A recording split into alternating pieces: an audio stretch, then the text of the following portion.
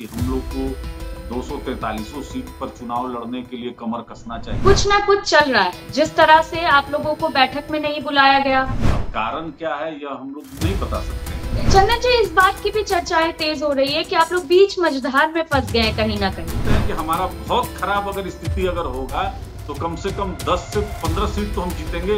एक कहावत भी बहुत मशहूर है कि एक आंख में काजल एक आंख में सुरमा। यकीन था कि जो निष्ठा और ईमानदारी से पशुपति कुमार पारस जी उनके साथ में रहे उसका कुछ रिवार्ड जरूर मिलेगा। और नमस्कार, न्यूज 24 बिहार झारखंड देख रहे हैं आप। मैं हूं आपके साथ सबा शाहिद शेख। आरएलजेपी के अध्यक्ष पशुपति पारस ने 19-20 नवंबर को बैठक बुलाई, जिसमें पदाधिकारी और जिला अध्यक्ष भी शामिल होंगे। हालांकि इस बैठक में क्या अहम फैसला होने वाला है, क्योंकि बीते कुछ दिनों से ये बात की चर्चाएं तेज है कि कहीं ना कहीं पशुपति पारस को नजरअंदाज किया जा रहा है। तो चलिए इन्हीं तमाम बातों पर आज विस्तार से चर्चा करेंगे कि आखिर आने वाले विधानसभा चुनाव के लिए उनकी रणनीति क्या होगी, किस तरह से पार्टी अब अगला कदम उठाएगी। चलिए इन्हीं तमाम बातों पर चर्चा के लिए हमारे साथ जुड़ रहे हैं आरएलजेपी के मुख्य प्रवक्ता चंदन सिंह जी। जी नमस्कार। बहुत बहुत स्वागत है चंदन सिंह जी आपका। सब धन्यवाद। जी, सबसे पहला सवाल तो यही है कि 19-20 नवंबर को पार्टी की बैठक होने वाली है, जिसमें पदाधिकारियों और जिला अध्यक्षों को भी बुलाया जाएगा। क्या कुछ अहम फैसला होने वाला है इसमें? क्या कोई प्लान है, कुछ रणनीति बनाई जाएगी? देखिए सभा जी, वर्तमान राजनीतिक परिस्थिति जिस तरीके से जी, घट रही है उसी के संदर्भ में 19 तारीख को बिहार प्रदेश कमेटी की बैठक होगी, जिसमें जिलाध्यक्ष, प्रदेश पदाधिकारी, सभी जो बिहार के पदाधिकारी हैं राष्ट्रीय लोक जनशक्ति पार्टी के, वो तमाम लोग उसमें शिरकत करेंगे। और 20 तारीख को राष्ट्रीय स्तर पर बैठक होगी, जिसमें राष्ट्रीय पदाधिकारी और तकरीबन स्टेट के जो अध्यक्ष हैं वह भी आएंगे। पार्टी सभी साथियों से यह जानना चाहती है कि वर्तमान में जो परिस्थिति अभी घट रही है पार्टी के हुँ, साथ में, वो केंद्रीय स्तर पे हो, राज्य स्तरीय पे हो, तो इसमें क्या निर्णय लेना चाहिए। सभी साथियों का आग्रह है पार्टी के राष्ट्रीय अध्यक्ष से कि हम लोग को 243 सीट पर चुनाव लड़ने के लिए कमर कसना चाहिए। विधानसभा के चुनाव में अभी 1 साल की देरी है, तो हमको हर एक विधानसभा में तैयारी करनी चाहिए। हमारे कार्यकर्ता मौजूद हैं, तो एक जी, संगठन के तौर पर जो एक मंथन होता है, वो होगा और जो उसमें छनकर आएगा, वही हमारे राष्ट्रीय हुँ, अध्यक्ष मीडिया को संबोधित करेंगे। तो यही सब बैठक में जो आम तौर पे होता है सभा जी, यही है। बिल्कुल। चंदन जी, कहीं न कहीं इस बात की चर्चाएँ तेज़ हो रही है कि कुछ ना कुछ चल रहा है, जिस तरह से आप लोगों को बैठक में नहीं बुलाया गया और फिर अब पार्टी कार्यालय भी हाथ से चला गया। देखिए सभा जी, आपको याद ही होगा कि भारतीय जनता पार्टी के प्रदेश अध्यक्ष आदरणीय दिलीप जायसवाल जी हमारे पार्टी दफ्तर में आए थे और हमारे राष्ट्रीय अध्यक्ष जी से भी उनकी मुलाकात हुई, बात हुई। जी, उसके बाद हमारे राष्ट्रीय अध्यक्ष और हमारे प्रदेश अध्यक्ष प्रिंस राज जी, आदरणीय अमित शाह जी से दिल्ली में भी मुलाकात की। अब कारण क्या है यह हम लोग नहीं बता सकते हैं, लेकिन हमारे पास अभी वर्तमान में सांसद नहीं है, चूंकि हमको लड़ने का मौका ही नहीं मिला। और जब हुँ, मौका बिल्कुल। नहीं मिला तो हमारे पास सांसद नहीं है। विधानसभा के चुनाव पार्टी टूटने के बाद 2020 के बाद 2025 में होना है। अब यहाँ पर उपचुनाव में हमने एक आग्रह किया था कि तरारी का सीट हमको दिया जाए, तो हमारे प्रत्याशी ही भारतीय जनता पार्टी में चले गए।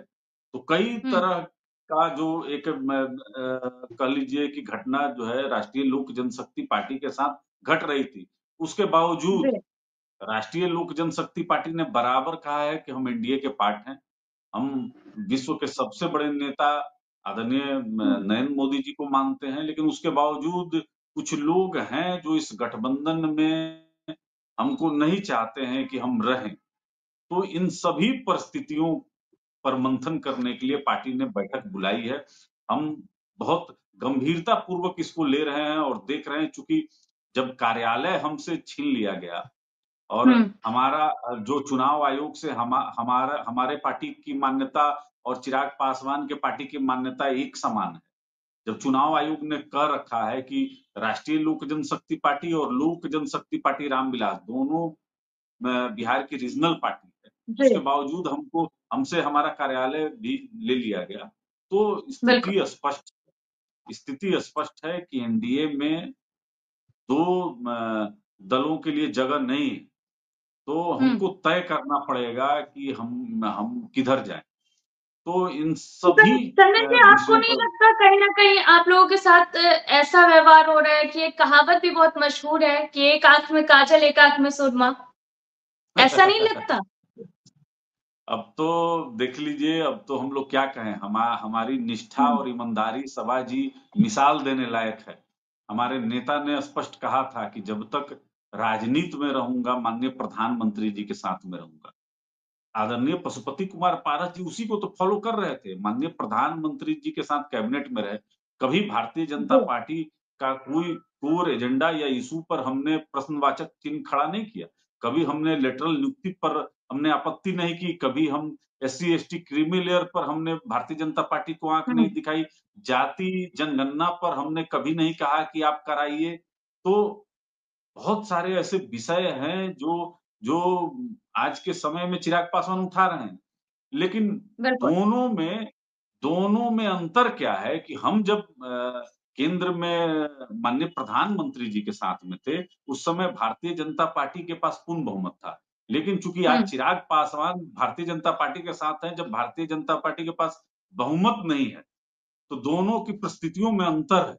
अब चिराग पासवान जो बंगला लिए हैं वन व्हीलर जी रोड, ये 1991 में पशुपति कुमार पारस जी को अलॉट हुआ था। उस समय से पशुपति कुमार पारस जी इसमें रह रहे थे। 2006 में पशुपति कुमार पारस जी ही बिहार सरकार से आग्रह करते हैं कि ये जो बंगला है इसको आप लोक जनशक्ति पार्टी के नाम पर अलॉट कर दीजिए, पार्टी दफ्तर। तो पशुपति कुमार पारस जी ही बराबर जो है कि आगे बढ़कर पार्टी हित में फैसले लेते रहे। अब स्वर्गीय रामविलास पासवान जी पार्टी दफ्तर होने के नाते वहां पर आते जाते थे। ऐसा नहीं है जी कि स्वर्गीय रामविलास पासवान जी का वो कभी बंगला रहा हो। तो अब हालात ऐसे हैं कि चिराग पासवान जिसको अब आप हर कोई देखकर समझ सकता है कि वो क्या कर रहे हैं, कैसी राजनीति कर रहे हैं। तो उनकी राजनीति उनको मुबारक हो। हम लोग इससे ज्यादा क्या कहें।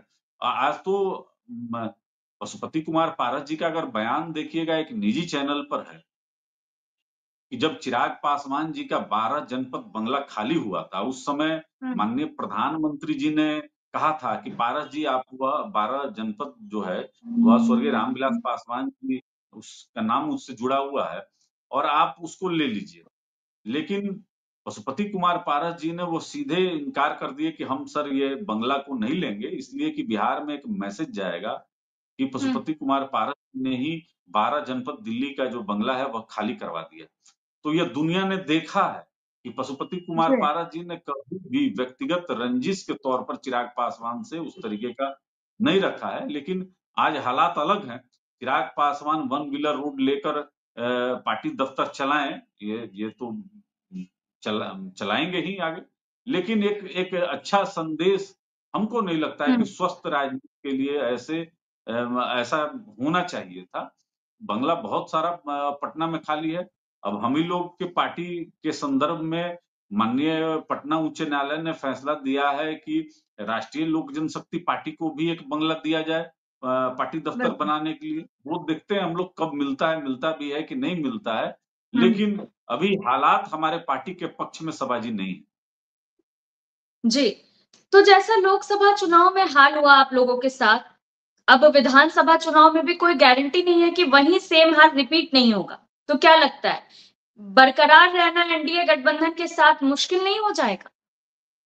नहीं देखिए सबाजी, काठ की हांडी जो है वह बार बार नहीं चढ़ती है। 2024 लोकसभा चुनाव के समय भी अगर पहले भी पता चल जाता कि हमारे जी पार्टी को टिकट नहीं मिलेगा, हमारे सभी 5 सांसद घर बैठेंगे और एक बड़ा उद्देश्य जब सामने ना होता कि माननीय नरेंद्र मोदी जी को तीसरी बार प्रधानमंत्री बनाना है, तो हमारी पार्टी तो लोकसभा में 24-25 सीट पर लोकसभा का चुनाव लड़ती है। हमारे पास प्रत्याशी रेडी थे। बिल्कुल। तो लेकिन हमारे नेता ने स्पष्ट कहा कि नहीं, जब माननीय प्रधानमंत्री जी ने कह दिया है कि आप हुँ, इस बार चुनाव मत लड़िए, हम आपके बारे में कुछ अच्छा सोच रहे हैं, तो हमारे नेता ने जी। नहीं लड़ा। अब सामने 2025 बिहार विधानसभा चुनाव है, तो मैंने कहा अभी आपसे कि काँट की हांडी हुँ, बार-बार नहीं चढ़ती है। आने वाले समय में पार्टी जो निर्णय लेगी कि 243 पर लड़ना है, कि 100 सीट पर लड़ना है, 135 सीट पर लड़ना है। 2020 आपको याद होगा, चिराग पासवान हुँ, 136 सीट पर चुनाव लड़े थे और बिल्कुल। 135 सीट पर उनका जमानत जब्त हुआ था। एक मटिहानी विधानसभा सीट है जिस पर एक प्रत्याशी चुनाव जीते थे। बाद में जनता दल यूनाइटेड में जाकर वो सदस्यता ले लिए। तो पार्टी जो निर्णय ले लेगी, हम लोग भी लड़ेंगे चुनाव और बहुत मजबूती से लड़ेंगे। लेकिन ये तो अब हुँ, स्पष्ट हो गया कि आने वाले बिहार विधानसभा चुनाव में एनडीए गठबंधन में हमारा जो है अब कोई भविष्य नहीं है। ये सभी जी। कार्यकर्ता, जिलाध्यक्ष, प्रदेश पदाधिकारी, राष्ट्रीय स्तर पे हमारे जो नेता हैं, वह सभी महसूस हुँ। कर रहे हैं। तो आने वाले 19 तारीख को आप देख लीजिएगा, कोई बड़ा निर्णय होगा। ठीक है। चंदन जी, इस बात की भी चर्चाएँ तेज़ हो रही है कि आप लोग बीच मझधार में फँस गए हैं कहीं न कहीं। किनारे की तलाश में आप लोग इधर-उधर देख रहे हैं। नहीं, बीच मझधार में देखिए सभा जी, जब हुँ, गठबंधन किसी भी दल से होता है तो जी। वैचारिक स्तर पर होता है। हमारे विचार भारतीय जनता पार्टी से मिल रहे थे, क्योंकि हमारे जो स्वर्गीय संस्थापक थे, पद्म भूषण स्वर्गीय रामविलास पासवान जी, माननीय हुँ, प्रधानमंत्री जी के साथ काम कर रहे थे। तो हमारे वैचारिक जो सिद्धांत थे वो एक जैसे थे और माननीय प्रधानमंत्री जी ने दलितों के उत्थान के लिए बहुत कुछ किया है। हम लोग तो बराबर आज भी कहते हैं, आज भी हम हमारा बंगला खाली हो गया, हमको हुँ, लोकसभा की सीटें नहीं मिली, उसके बावजूद हम मानते हैं कि माननीय प्रधानमंत्री जी विश्व के सबसे बड़े नेता हैं। उनका नेतृत्व अद्भुत है। लेकिन हमारे साथ न्याय नहीं हुआ, यह भी सत्य है। राष्ट्रीय लोक जनशक्ति पार्टी के साथ आदरणीय पशुपति कुमार पारस के साथ अन्याय हुआ है, भीतरघात हुआ है, पीठ में खंजर मारा है। तो किसने किया है, क्या किया है, यह तो सबके सामने है।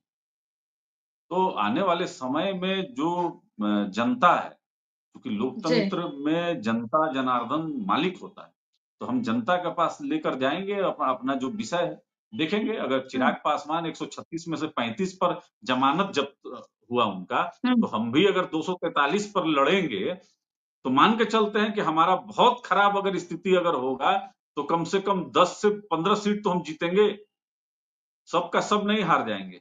तो हम हुँ, लड़ाई बहुत तगड़े तरीके से लड़ेंगे। हाँ, ये अलग बात है कि हम नुकसान किसका पहुँचाएँगे, एनडीए का जी। पहुँचाएँगे या इंडिया का पहुँचाएँगे। ये अब जो राजनीतिक विश्लेषक हैं, यह तय करें हुँ, कि पशुपति कुमार पारस आखिर नुकसान किसका पहुँचाएँगे। चूँकि देखिए पशुपति कुमार पारस जी संगठनकर्ता हैं और वो जी। शुरू से स्वर्गीय रामविलास पासवान जी भी जब से राजनीति कर रहे हैं, उनके चुनाव प्रचार का और चुनाव किस तरह से लड़ना है, पशुपति कुमार पारस जी ही हर कुछ देखते थे, यह पूरा देश जानता है।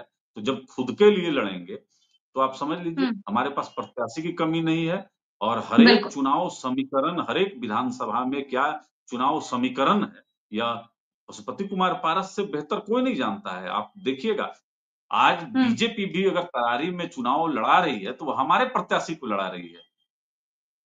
तो हमारे पास तो प्रत्याशी हैं कि हुँ, अलग-अलग पार्टी भी हमसे वो प्रत्याशी ले रही है। तो आने वाले समय में आप देखिएगा कि हम बहुत भारी नुकसान पहुँचाने वाले हैं, वह चाहे इंडिया हो या चाहे एनडीए हो। हुँ। चलिए, चंदन जी, कहीं से ऑफर मिला क्या? जिस तरह से ये खबरें तेज हो गई है कि कहीं न कहीं आप लोग अब एनडीए का साथ छोड़ सकते हैं, तो आरजेडी या कहीं और से कोई ऑफर मिला क्या? देखिए महागठबंधन में भी दलित समाज का कोई बहुत बड़ा नेता उनके पास नहीं है। पशुपति हुँ, कुमार पारस जी आज के समय में बहुत बड़े दलित नेता हैं। ठीक है, चिराग पासवान जी यंग चेहरा हैं, डैशिंग हैं, स्वर्गीय रामविलास पासवान जी के पुत्र हैं।